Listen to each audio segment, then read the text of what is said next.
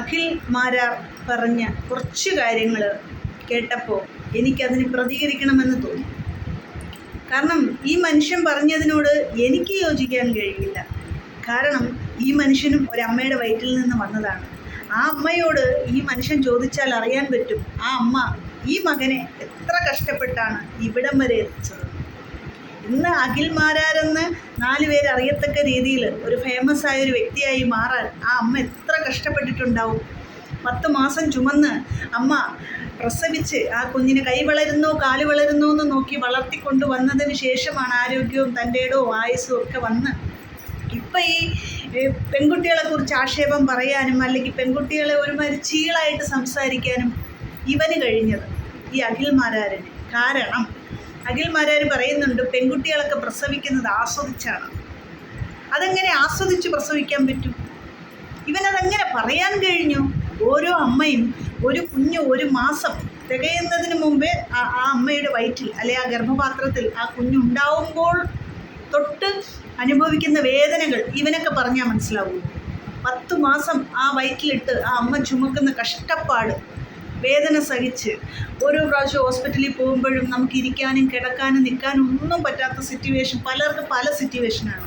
അതെല്ലാം കടന്ന് ഒരു ഫുഡ് കഴിക്കാൻ പറ്റത്തില്ല, ഓർക്കാനും വരും, അങ്ങനെ പല പല സിറ്റുവേഷനൊക്കെ കടന്നാണ് ഒരു കുഞ്ഞിനമ്മ ജന്മം നൽകുന്നത് അല്ലേ.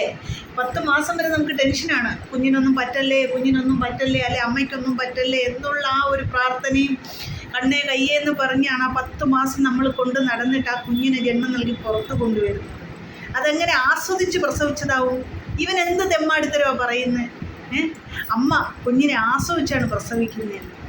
പണ്ട് കാലങ്ങളിൽ ശരിയാണ്, പണ്ട് കാലങ്ങളിൽ വീട്ടിലായിരുന്നു പ്രസവം. പണ്ടത്തെ കാലങ്ങളിൽ അങ്ങനെയാണ്. വീട്ടിൽ പ്രായമുള്ള സ്ത്രീകൾ, അതായത് വയറ്റാട്ടികളെന്ന് പറയും, അവർ വന്നാണ് പ്രസവം എടുക്കുന്നത്. ശരി തന്നെയാണ്. അന്നത്തെ കാലങ്ങളിൽ പണ്ട് ഒരുപാട് വർഷങ്ങൾക്ക് മുമ്പ് പുറകിലേക്ക് പോയാൽ അന്ന് ഹോസ്പിറ്റലിൽ ഉണ്ടെങ്കിൽ തന്നെ അപൂർവം ഒരു ക്രിട്ടിക്കൽ സ്റ്റേജൊക്കെ ഉണ്ടെങ്കിൽ മാത്രമേ ഹോസ്പിറ്റലിൽ പോകത്തുള്ളൂ, അല്ലെങ്കിൽ വീട്ടിൽ തന്നെയാണ് പ്രസവം നോക്കുന്നത്. വീട്ടിൽ നോക്കിയാലും ബുദ്ധിമുട്ടുണ്ട്, വേദനയുണ്ട്, കഷ്ടപ്പാടുണ്ട്. ആ കുഞ്ഞിനെ പുറത്തെടുക്കുന്നതിന് ത്യാഗം സഹിക്കണം. ഹോസ്പിറ്റലിൽ പോയാലും ഇത് തന്നെയാണ്. മനസ്സിലാവുന്നുണ്ടോ? സിസേറിയനായാലും ശരി, സുഖപ്രസവമായാലും ശരി, കഷ്ടപ്പാട് തന്നെയാണ്. ഒരു കുഞ്ഞിനെ ജന്മം നൽകി അതിനെ പുറത്ത് കൊണ്ടുവരുന്നിടം വരെ ഒരുപാട് കഷ്ടത അനുഭവിച്ചെങ്കിൽ മാത്രമേ ആ കുഞ്ഞിനെ നമുക്ക് കാണാൻ പറ്റൂ.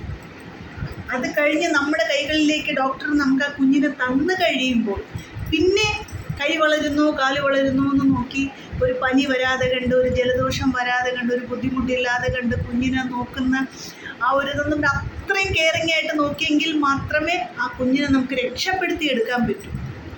പിച്ച വെച്ച് തുടങ്ങിയാൽ നമുക്ക് ടെൻഷനാണ്. വീഴുമോ കമന്ന് തുടങ്ങിയാൽ നമുക്ക് ടെൻഷനാണ്. മൂക്കിടിക്കുമോ, അയ്യോ കുഞ്ഞ് കമന്ന് മൂക്കിടിക്കുമോ, ഇന്ന് തൊട്ടിലിൽ കിടന്ന് ചാടുമോ, വീഴുമോ, ഇത് നമുക്ക് ടെൻഷനാണ്.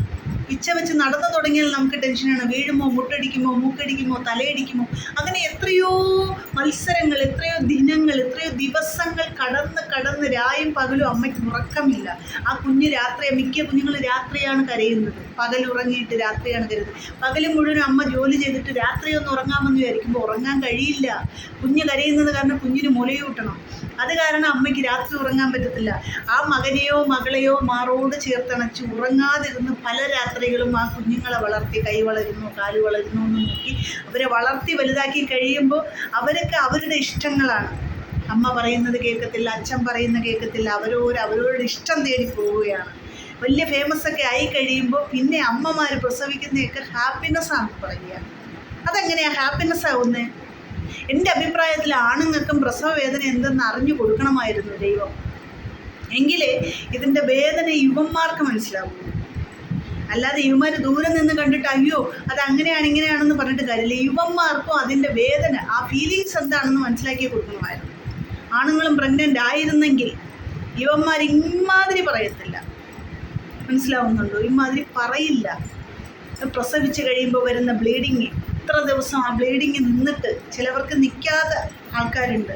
അപ്പോഴനുഭവിക്കുന്ന ബുദ്ധിമുട്ട്, ഒന്ന് സിസേറിയൻ കഴിഞ്ഞാൽ അവർക്കൊന്ന് എണീറ്റിരിക്കാൻ പറ്റാത്ത ബുദ്ധിമുട്ട്, സുഖപ്രസവമായാലും ശരിയാണ്, ടോയ്ലറ്റിൽ പോകാൻ പറ്റാത്ത ബുദ്ധിമുട്ട്, തയ്യലൊക്കെ ഇട്ട് കഴിയുമ്പോൾ ടോയ്ലറ്റിൽ പോകാൻ പറ്റും. അങ്ങനെ എത്രയോ ബുദ്ധിമുട്ടുകൾ അനുഭവിച്ചാണ് ഈ പെൺകുട്ടികൾ ഒരു കുഞ്ഞിനെ ജന്മം നൽകി ആ കുഞ്ഞിനെ വളർത്തി. ഇവിടെ പെണ്ണുങ്ങളുടെ ഒരു വിലയില്ല. പെണ്ണുങ്ങൾക്കാണ് ആർക്കൊരു വിലയില്ല. എന്തോ ചീള് പോലെയാണ് ഇവന്മാരുടെ സംസാരവും നോട്ടവും ഭാവവും ഒക്കെ കണ്ടു കഴിഞ്ഞാൽ.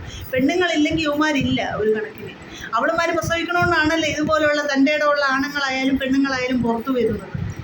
പെണ്ണില്ലെങ്കിൽ ആപ്പം പറയാം, ആണില്ലെങ്കിൽ പെണ്ണില്ലെന്ന്. എല്ലാം ശരി തന്നെയാണ്. ആണങ്ങോട്ട് കൊടുക്കത്തതല്ലേ ഉള്ളൂ. വളർത്തുന്നതും വലുതാക്കുന്നതൊക്കെ ഒരു അമ്മയാണ്.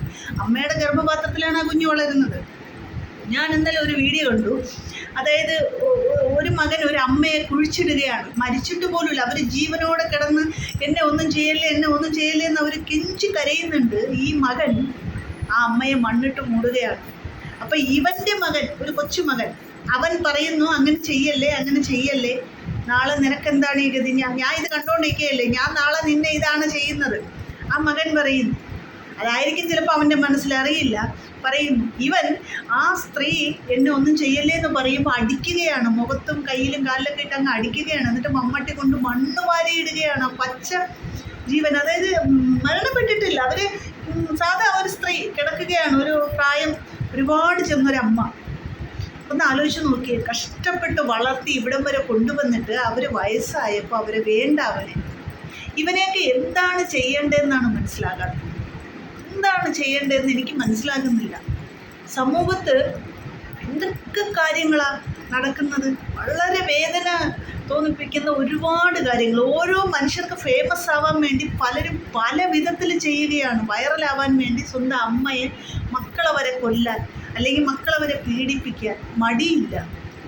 അതാണ് വാസ്തവം.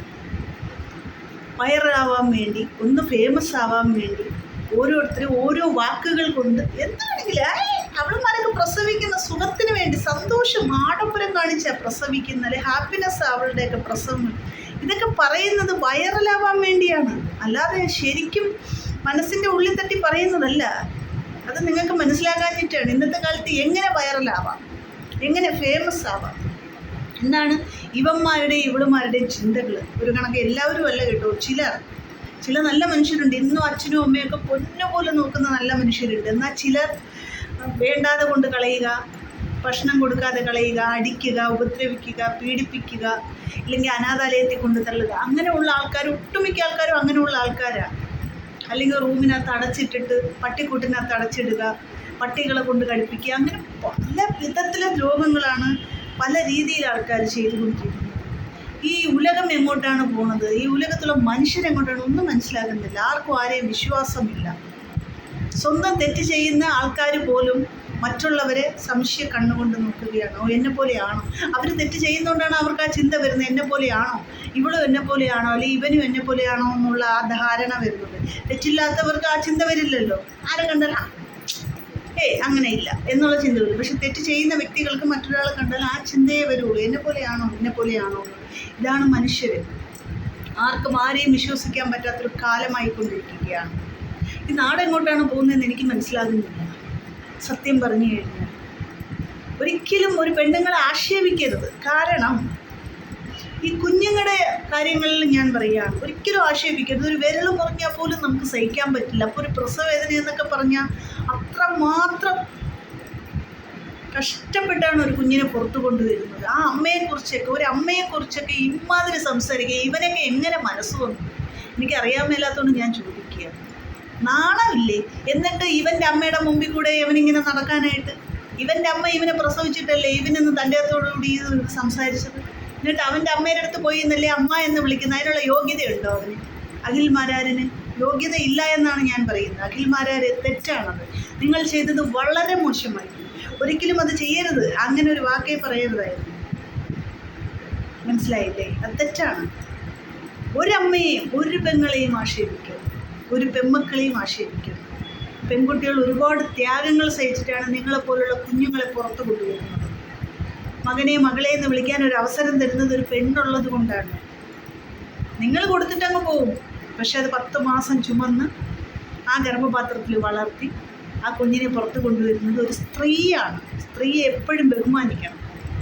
നിങ്ങൾക്കൊക്കെ ഒരു ധാരണ ഉണ്ട്, സ്ത്രീ എന്തോ ഒരു അടിച്ചമർത്തപ്പെട്ടതാണ്, ആണുങ്ങളുടെ കീഴിൽ, കാൽ കീഴിൽ കിടക്കണമെന്നാണ് ഇവന്മാരുടെയൊക്കെ ചിന്ത. അതൊക്കെ തെറ്റാണ്. എന്തിനാ ആണുങ്ങളുടെ കാൽ കീഴിൽ കിടക്കുന്നത്? അതിൻ്റെ ഒന്നും ഒരാവശ്യവും ഇല്ല. തുല്യ അവകാശം, ആണിനും പെണ്ണിനും ഒരേപോലെ തുല്യ അവകാശം. സമൂഹത്തിൽ ജീവിക്കാനും പ്രവർത്തിക്കാനും സംസാരിക്കാനും ഒക്കെ തുല്യ അവകാശമാണ്.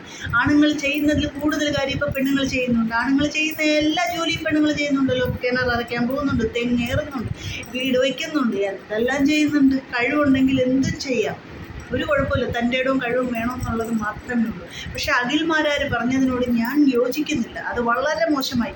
എന്നിട്ട് നിങ്ങൾ പോയി നിങ്ങളുടെ അമ്മയെന്ന് വിളിക്കുന്നില്ല. എത്ര നാണക്കേടാണ്. നിങ്ങൾക്ക് നാണമാകുന്നില്ലേ?